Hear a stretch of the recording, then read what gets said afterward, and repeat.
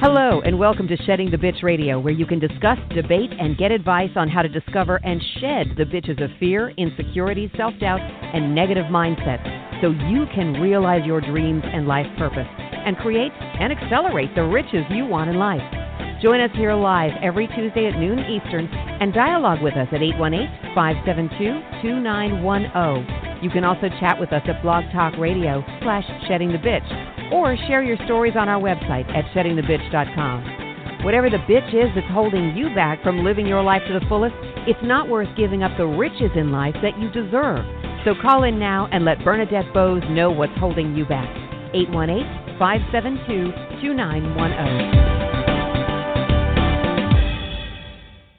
Good day, everyone, and welcome to another episode of Shedding the Bitch Radio. I am so excited that you're here. We have a great conversation, which is like right up my alley when it comes to women, when it comes to women in business, when it comes to the dynamic of women, men, and business. So we're going to have a fascinating conversation with our guest. Now, I can't go without thanking our sponsor of this particular program, which is North Georgia Tax Solutions. Debbie Snelling and her team provide full service financial services and tax services to small to corporate sized clients all around the country, not just in North Georgia, all around the country. So please be sure to check her and her team out at ngtaxsolutions.com and tell her I said hi. All right. Tell her I said hi. But today I'm really excited about this conversation with our guest, Kate Lanz. We're going to be talking about the fact that it's no longer a man's world. So why are we still asking women to think like men? According to Kate, in 2021, it's no longer a man's world, or is it? You wouldn't know it from our workplaces, despite spending $8 billion annually on D&I training, which is diversity and inclusion. We're still asking women to think like certain types of men. And we ask women to compete like these men, solve problems like these men, and communicate like these men, even though their brains, women's brains, are fundamentally and structurally different than men's. Now, the worst part is we don't value the difference.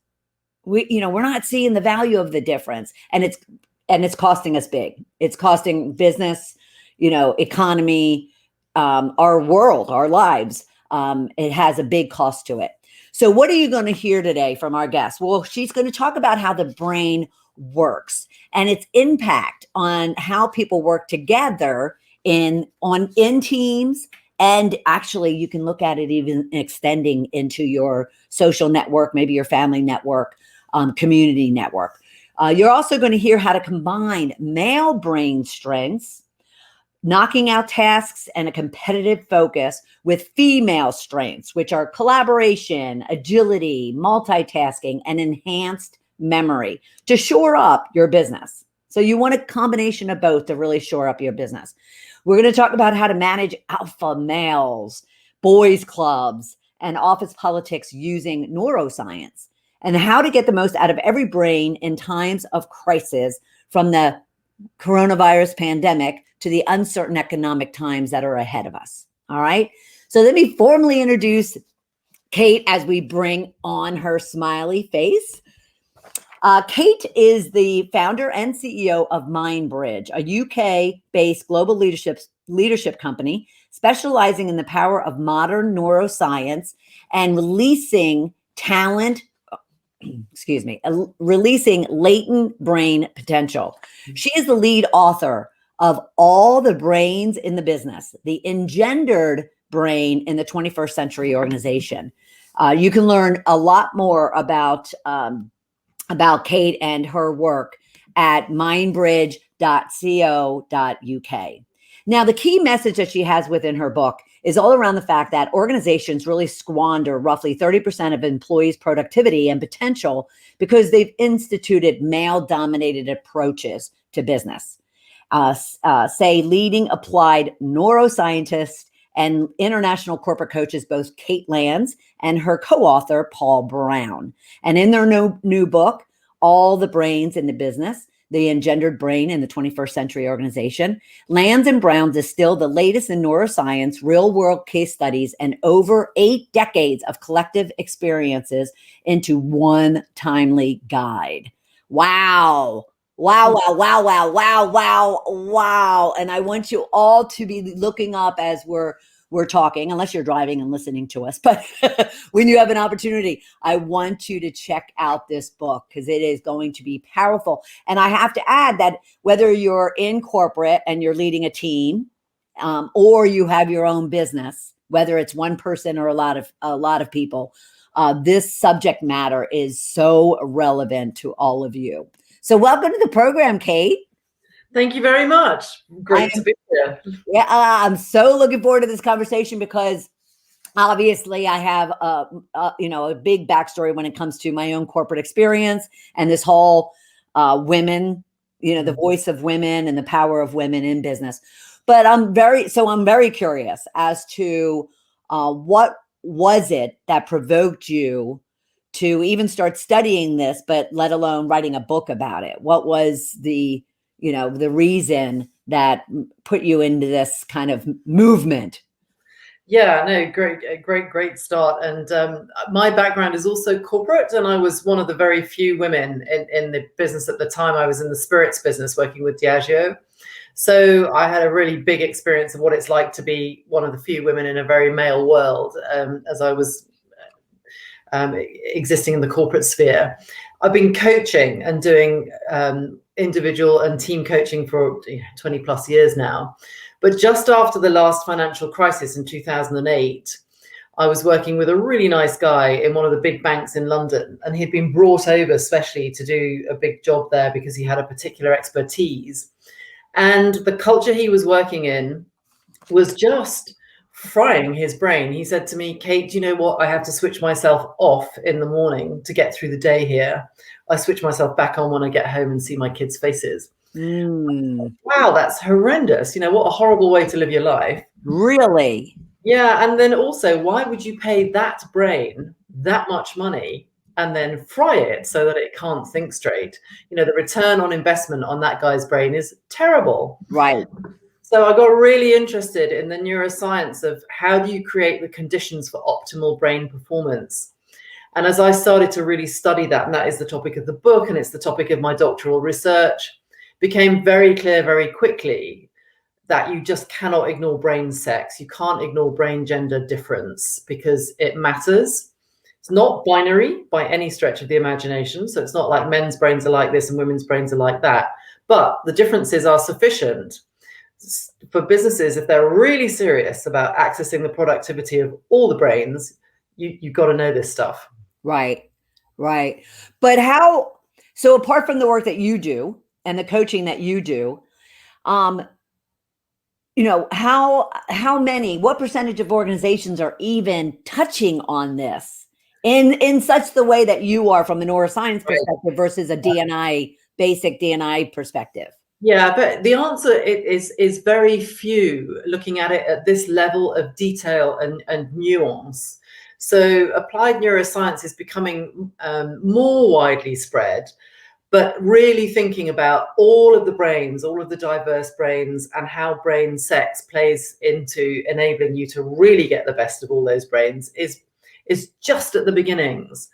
And some of the companies I'm working with are starting to wake up and take it very seriously. I honestly think the companies that don't will just not stay current and modern. When you look at the generations coming through and the problems that we have to solve for, the only way forward is to have to really enable very diverse brains to work very successfully, very quickly together.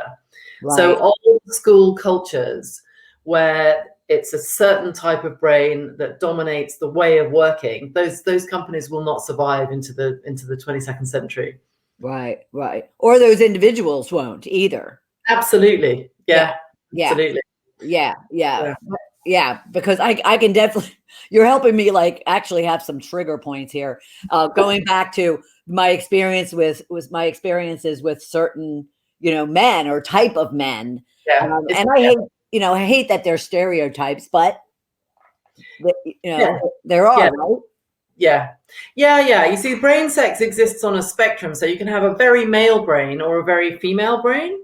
And that's one of the things that we look at in the book. You can test the sex of your brain and find out. And and so it is possible to have. I've got two sons. One of them has a very male brain. So on a 1 to 20, where 1 is very male, 20 is very female. My eldest son is like a 2 out of 20. He has a very systematizing, very male brain. My youngest son is a 12 out of 20 on the brain sex score, which is the same as me. Now, of course, we have other differences. He has a lot more testosterone in his body than I do. Right. However, his way of being is very, his EQ is very high. Right. Yeah. I love that. I love that because I'm one of 12. I have 6 brothers and 5 sisters. But I always used to joke with my dad that I was like his 7th son because I would definitely be that male sex brain. Yeah. Right. And yet I have many sisters that are, truly, female sex. And I have probably one brother that is definitely on the female side. That is just fascinating. Isn't it interesting? Yeah, really interesting. Yeah, and this is why it's so important to know this stuff, because it works at 3 levels. So one is kind of the generic level of what does it take to create the conditions that are going to enable your brain to be in a thrive state where it's got the neurochemistry where it can think well. And I can say more about that in a moment if you like. Versus a survive state when it's kind of shut down and not able to do its best thinking. Right. That's the top level. The second level is the kind of generic differences between male and female. And then the third level is the individual differences, just like you say about your brothers and sisters. So you've probably got a brother with a more female brain, a sister with a more male brain. Like you, I'm quite high testosterone for a woman. But it's very individual, it's very personal, and companies that are starting to think about it at those 3 levels and create ways of working, ways of running brain-friendly meetings, ways of having brain-friendly conversations, so that they're enabling all of the brains to be in thrive and not survive. Yeah. Those are the businesses that will win. Those are the businesses that will win. Right.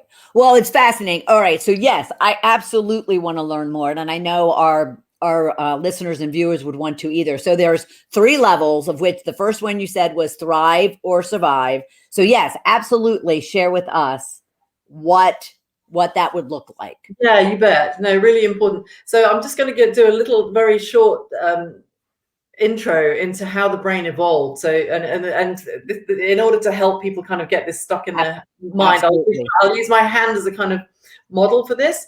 So the brain evolved in 3 stages. So the brain stem, which is the base of the brain and the top of the spine, the base of the brain, that we inherited from our reptile ancestors. So that is on all the time. It's doing all the automatic functions in our bodies. Then when the first mammals evolved, and there was a relationship between the live young, because reptiles lay eggs, mammals give live birth. The next part of the brain evolved, so that can be your thumb here. You pop that in the middle. That's the limbic brain, the emotional brain, and that has no rational capacity, but it's emotionally reading the signals from your environment and deciding whether you're safe or not safe. Wow. And it's doing that inside 85 milliseconds, so really fast. And it's telling your body how to respond, sending out neurochemistry. And then millions of years later, so that's about 65 million years old, the limbic brain. Millions of years later, the prefrontal cortex evolved. That's the bit at the front of the brain that does the clever thinking. And that part of the brain starts to make rational sense of your situation at 250 milliseconds. So 3 times more slowly than your limbic brain has already responded. Right. So we are emotional way before we're rational. And our bodies will trigger us into a survive state, which is to protect us, far faster than it will trigger a thrive state, in which we can think clearly and kind of be in the zone and making really cool, creative business decisions. Yeah. So we're responding emotionally, and we're more likely to respond quickly with survive than with thrive. When the brain is in a thrive state, it has the neurochemistry of learning, dopamine, creativity and trust, oxytocin and serotonin. Then we're thinking well. So it's really important that the brain can feel safe, seen, welcome, connected. Then it can be and thrive. And in order to really create business environments that enable thrive and don't cause survive, you have to understand about brain sex difference, because there's such a diversity of brains that to treat everybody as if we're all out of the same mold, right, it just doesn't work. And a lot of the environments, cultural environments I work in as a coach, although this is changing, and this hence the book and all the rest of it. And certainly when I was growing up corporately, women in business were expected to be the best men they could be. And boy, is that missing the point, you know? And for a lot of men as well, you know, it's about really including full brain diversity. Right. Yeah, I love that. But yes, I definitely want to understand the differences between female and male, and more so not the ones everyone's going to expect. Mm-hmm. You know, but what have you found? What have your studies and your research and in your book found between the men and the women? Yeah, well, I reckon, and I've been at this for a while now, and there are about 100 differences between the male and female brain in various ways. And those differences exist in terms of brain structure, the hormones in the brain and body, and then in terms of neural connectivity. Now, of those 100 differences, I reckon from a business perspective, about 30 of them are really worth knowing about. But let me just share a couple of real sort of interesting ones that I think are fascinating and very, very helpful. Like, I'll hold my book up here so if you can see this. But this is neural connectivity. So the brain at the top, the blue brain, that is a male brain. And the brain at the bottom, the orange one, is a female. Ooh. You can see the connectivity in the male brain runs very much front to back, right, in each hemisphere. The connectivity in the female brain runs very much between hemispheres. So you get a different type of paying attention. So a different way of thinking, a different way of solutioning. So the male brain is more likely to go from input in through the senses to output into coordinated action. The focus might be slightly narrower. The female brain, with that very broad connectivity between the hemispheres, is more likely to pay attention in a broad, more iterative way. So you'll get solutions that tend to emerge in a more iterative way. Now, this might present as, you know, I often hear that, you know, men will say, I wish he would cut to the chase, you know, just get to right. And might get frustrated at the way the female brain is expressing herself. And the female brain might find that the cutting to the chase is actually missing out some of the nuance, particularly some of the relational, emotional nuance. Yep. That actually needs to be considered. So you just get this different way of paying attention from those two very different neural patterns. Yeah. And if you know that those are what's going on, instead of people kind of getting frustrated with each other and just missing and thinking, you know, I wish she'd cut to the chase, or very, you know, the other thing I hear is women who are presenting their ideas in meetings, and they'll feel that their idea kind of gets stolen and reiterated by one of the men in the room. Yep. And sort of put out there in a different way than she would express it, and it kind of feels as if it's like, well, hang on a minute, I thought, you know, that was my idea, and I'm not getting the acknowledgement or inclusion from it. Right. I hear that a lot. Oh yeah. And this is why, you know, this is one of the reasons why. And if that is understood, and I've got clients now, because they understand these neural connectivity differences, they will actually ask each other for what's being observed, what's being felt about a situation, and how it could be solved. So they're actually partnering, and this is what I want. It's like no brain is better than another brain, you know, and it's all on a spectrum. So most of us have a mosaic, which is a mix of male and female features in the way that we respond. But if we can really partner with difference, then you get to more potent solutions that are going to be better for your business. And the business case is very clear. Yeah, absolutely. And one of the other things that you had mentioned too is emotional. So the typical response is, oh, this woman's so emotional. Mm. And yet it's just, that's, how she's, wired. Yeah. And shouldn't be discounted, as her expressing her passion or her excitement, shouldn't be, negatively viewed as, oh my gosh, she's getting so emotional, right? Absolutely. All of us are emotional before we're rational, men and women. Like that's the way the brain has evolved, right? Boom, boom, boom. And we just need to know that that's the truth. And then the way that women might express themselves. I mean, women have far more oxytocin in their brains and bodies. Oxytocin is like the bonding hormone. Okay. The hormone that drives relationship and connectivity. Women have more of it than men. And they are more likely, more of the time then, to seek to collaborate and to connect. On average. So I certainly don't want to stereotype. It's far more subtle and sophisticated than that. That's really important to always hold in mind. Yep. But the point is, if you know about these brain differences and teams get to really understand them, then you can partner better together. And if we look at the way science has been partnering globally to solve for the COVID vaccine, these are examples, real world examples, important examples of how that level of collaboration can really be powerful and make us very fast across the ground in terms of solving big problems. Right. And I come across a lot of corporate cultures that just simply do not enable the best of all the brains. Mm-hmm. They suit a kind of narrow subset of brains better than others. Right.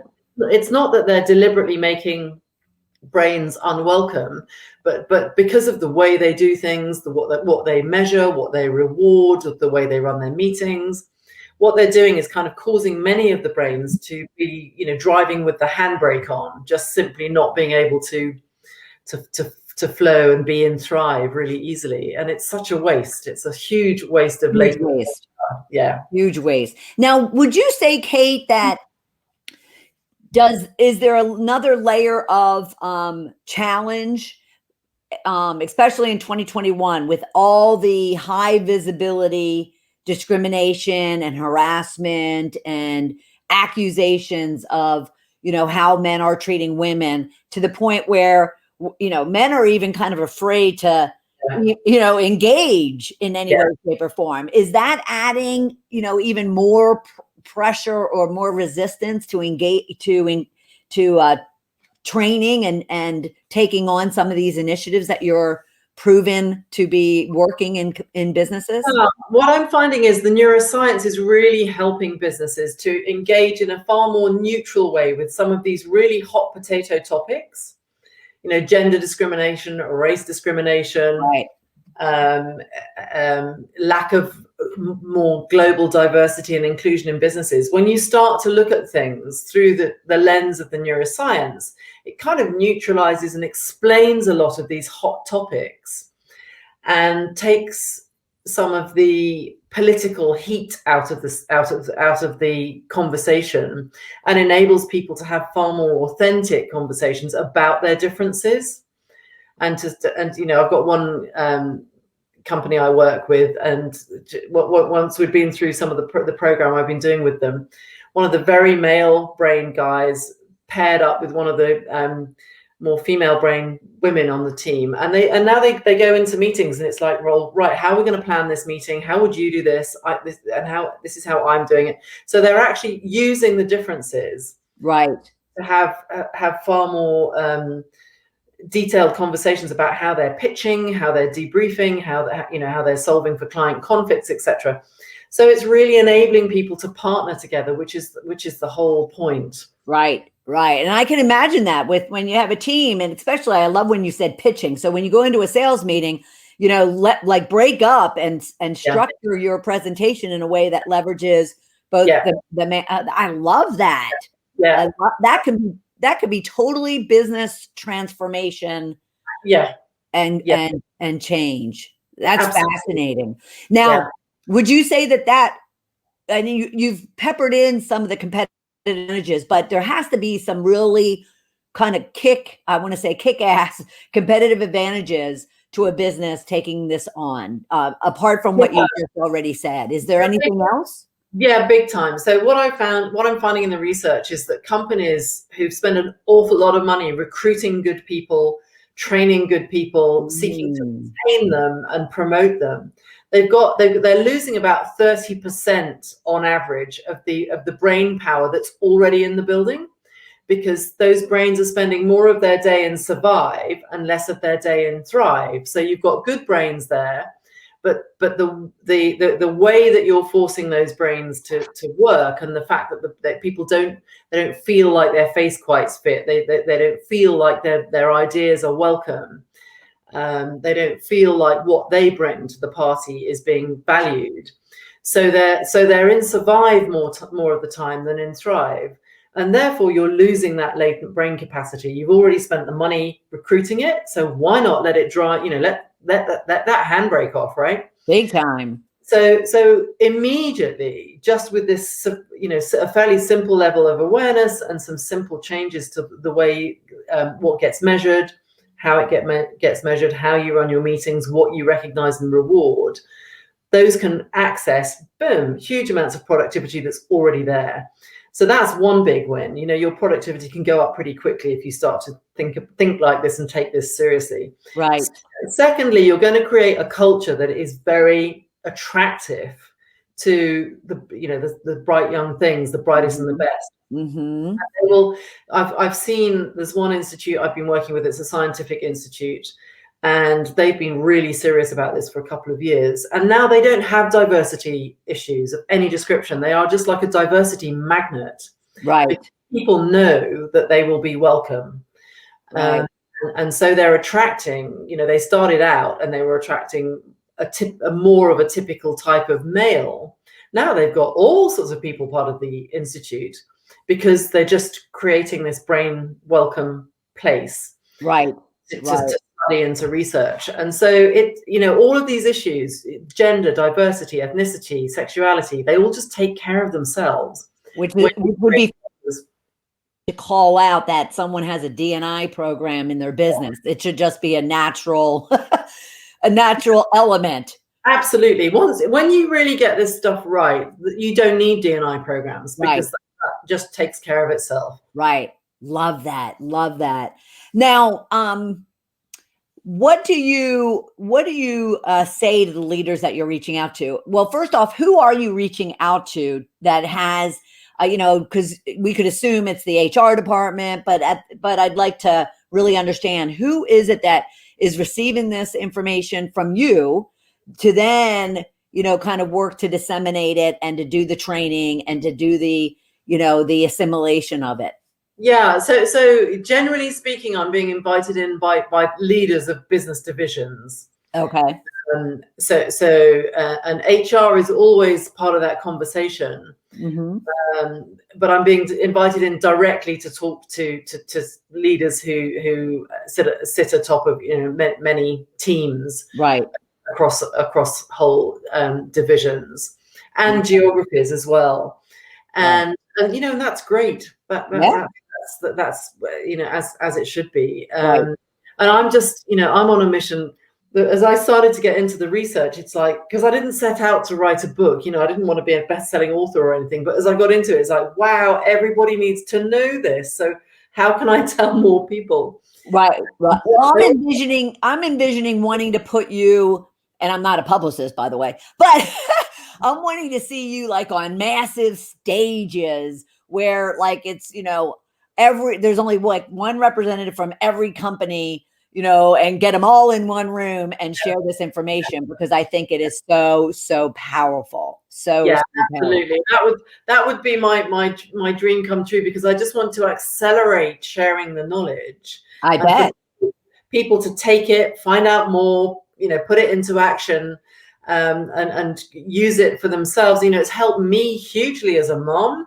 Right. It's helped me hugely in my family, friendships, etc. And it's absolutely the central way that I work with clients now. Yeah. So everybody needs to know it, because it's fascinating and it's useful, it's beneficial. And how much of this, and I guess if it's kind of just starting, even in the business environment, I can also envision wanting to kind of introduce it into schools early. Yeah, absolutely. I wish I could sort of, clone myself and go out into all these different environments. I'm talking to some business schools, so do some talks on MBA programs. So because I think the younger you get this awareness available to people, the better. Absolutely. And I haven't got into the school environment yet because I've just, I've grown up in the corporate sector, so that's the particular pond that I swim in. Right.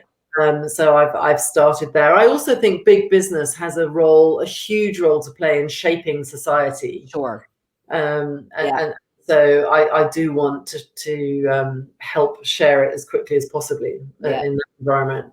Right. That's fascinating, and I will certainly help you. Thank you. I will certainly help get your word out. Great. Yes, because it just benefits all of us. It does. It just benefits all of us. And I'm even envisioning a public announcement. You know how they did it for bullying for a long time to address bullying. Yeah. But I can see, and I love this brain sex. That would be really sexy for commercials and for advertising. Well, let's talk about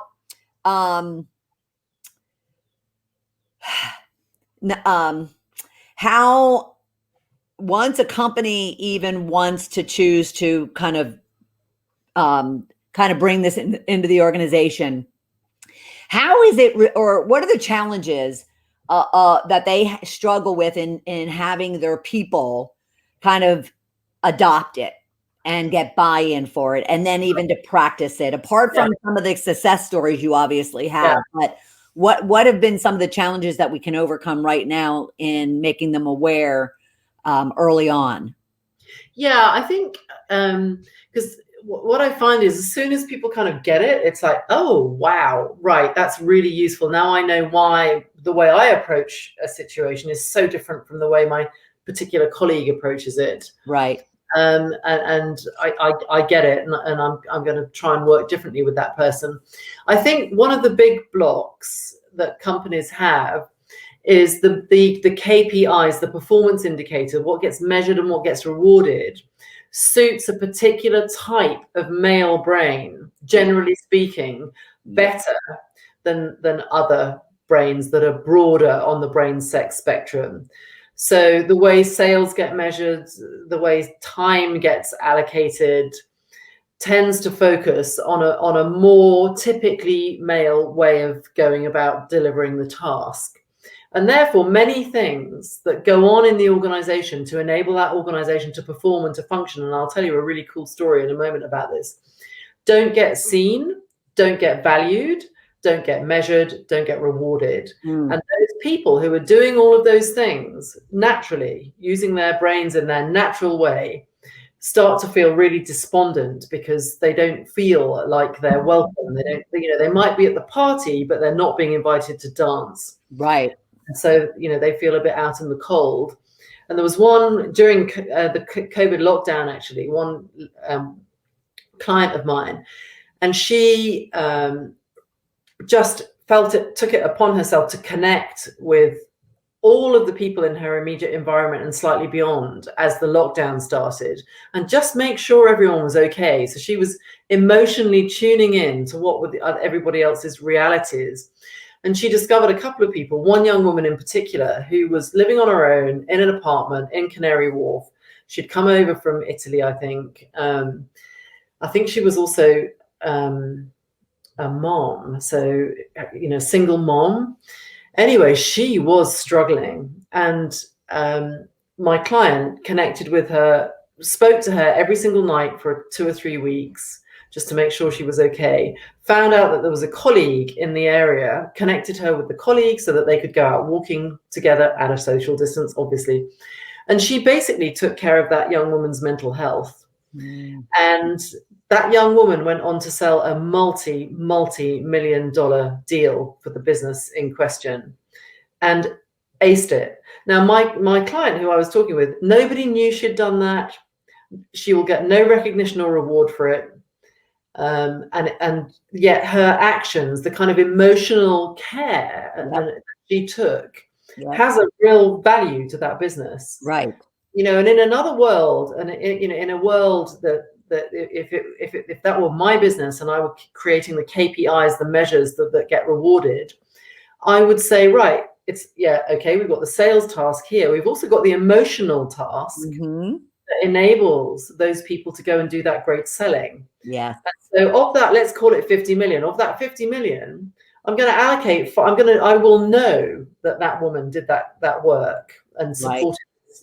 And I'm going to allocate her 5 million of the 50 to go towards her targets, because actually what she did was worth something to this business. Yep. And so it's starting to see things in a different way, measure things in a different way. Right. The task is not just all about, the hard stuff. Absolutely. Love it. Love it. I always talk about mindset over skill set. You can look at the, qualitative over the quantitative. Yeah. I love that. I love that because, with all the conversation about EQ, right? That's great. Or EI. That's great. But at the same time, if we're not applying measurements against it and rewarding people for it, then it's for naught. Absolutely. Is the way I see it. Yeah, absolutely. And you also get good people leaving because they don't feel valued. Exactly. And then the brain diversity that you get thinking about the problems becomes narrower and narrower and narrower. Right. And if your business strategy and the culture that you create drives that, you will not have a business that sustains. Right. I absolutely agree. Absolutely agree. So what would you share with someone, a leader that's out there, that's listening or watching? What would you tell them are some first initial steps that they could be taking to, apart from buying her book? Okay. I want everyone to make sure you pick up her book and, start studying it yourself, pass it on or buy some for your entire team. That would be the best thing to do, is buy it for all your leaders in your company. But what could you share as far as what are some initial things that someone can do to start instilling this neuroscience into their business? Yeah, absolutely. I think that the three steps that I think are important. First of all, educate yourself. Raise your awareness, find out, and the book is obviously one way of doing that. So get interested, get curious, find out about it. Then start to look at your simple work practices. So in the book, I've been trying and testing different ways of doing things like running meetings, having coaching conversations that are brain friendly. So get serious about putting in place some basic practices and ways of working that will enable all of the brains to feel included. And then that's the second thing. And then thirdly, measure it. Start to really focus on you, because you get what you focus on. So what is it that your business is focusing on? What is it your business is welcoming and rewarding? And is that aligned with the kind of culture that you want to create? So those three things are education and awareness, some simple practices. I try and keep it, I came from the executive side of the desk. Yep. And so I like things that are really simple, really clear, really practical, and don't take too much time and trouble, because everybody's busy. These things have got to work, pretty quickly. Right. And then measure it. Not in a huge processy kind of a way, but just pick out some very simple, how will you know this is working? Figure that out amongst your teams and just keep checking in with it. Yep. And brains don't change suddenly, but they're brilliant at adapting. Right. So just by putting very simple practices in place and habituating it and caring about it and noticing it, you will start to notice that your culture starts to shift. Right. And then you will start to notice that you're attracting, people start to be and thrive more of the time, and word gets out and other people become interested in that. Right. And the great thing about this stuff is it's very good for people's individual health and well-being. Absolutely. Good for the business bottom line. It's not just a nice thing to do. It's also your productivity will improve. So there's nothing not to like. Right. Right. Well, when you were talking about thriving and surviving, I mean, just that, literally you were creating a lot of energy within me, because I'm sitting there going, why wouldn't anyone, business leaders and, employees that show up to work every day, why wouldn't they want to be thriving and being excited and energized and contributing, as opposed to why would they set their company up to just make everybody feel as if they're just, like surviving and absolutely. Absolutely. And the great thing, so the neurochemistry between survive and thrive is very different. And when we're in survive, like driving with the handbrake on, at the end of the day, you're exhausted. You just want to go home and, we're all working from home at the moment, but you just want to crawl under your duvet and sleep. It's true. When you're in thrive, that energy is far more sustainable. It keeps replenishing itself. Right. You can keep going and do more for longer. So it's win-win. Absolutely. It's a win-win. Absolutely. I'm going to, because, and it wasn't part of the questions, but you also said something that I really want you to touch on, because it's something I talk about a lot, but I'd love your take on it. You kind of mentioned that, when you focus on, you get what you focus on. Yeah. And I really want that to hit with people, because I think people just look at it like, and hear it, but yet don't instill it. Can you add some words around that, around what you mean when you say, you get what you focus on? Yes. Yeah, absolutely. And let me use thrive and survive. So when we focus on thrive, when you really care about how is this other person, how are these other people feeling, we're emotional way before we're rational. So if you start to pay attention and take enough time, and it doesn't need to be time consuming, but if you focus on, when I'm having this conversation with this person, am I enabling them to thrive? Am I using the language of thrive? Am I listening so they feel? And I'll share a little model from my research in a moment that helps people with this. And if you focus on thrive, so that every conversation you have during your working day, thrive becomes your objective and your desired outcome, people will start to open up and share ideas and get on with things better, faster. And you will start to notice that productivity goes up and well-being goes up. So if you focus on wanting a thrive environment in your workplace, you'll get it. And you'll start to notice what are the things that cause survive and what are the things that cause thrive, and how can you change them as a leader in that organization. That's what I feel. Does that answer your question? Yes, absolutely. Absolutely. But you did say you wanted to share a little story. Yeah, I wanted to share just a very simple model, and I do talk about this in the book with some, because the book is very case study based, because it's like, how does this work in the world? So just like four C's. So the brain works bottom up, because the limbic brain will always kick off before the thinking brain can, right? So we have to settle the limbic brain down so it feels safe before we can engage the cortex, right? Okay. So the four C's are connect, compassion, curiosity, and control. And so connect. So really seek to make sure that people feel connected, they feel included. But at the beginning of any exchange, any conversation, any meeting, whatever it is. Compassion. Our brains judge other people before we know they've done it. So non-conscious bias, if you like, we can't help it. That's what the human brain does. Right. So because we know that to be true, then it's important that we're actively compassionate. We actively, rationally set aside our judgments of other people. We can't help having them, but we can deliberately put them to one side. Absolutely. So connection and compassion people feel that, and the limbic brain will settle down and go, whew, it's okay, I'm safe, yay. And then curiosity, the cortex, the clever part of the brain, loves to solution. So if you get really curious, what do all the brains in that meeting think? You might have somebody, one or two people who are always the ones who are talking, who are always slightly dominant, and one or two other people who say very little. But get curious about what all the brains in that conversation think and ask them.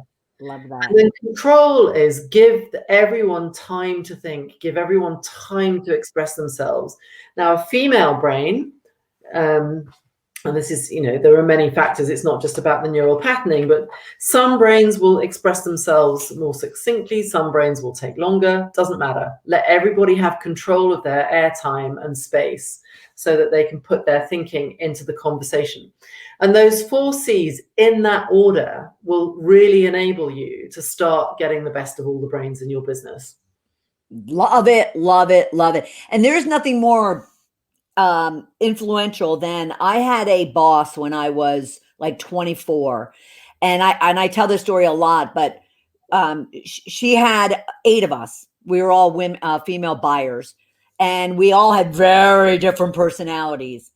And Nikki could sit there in her chair on the other side of the desk and adapt her approach, her conversation, her body language, everything. Yeah. And if leaders could recognize that having that skill, is, and I love this, connect, compassion, curiosity, and control. That's such a simple, like you said, model, because that is so powerful. I mean, to this day, I remember it. I remember how, that touched me.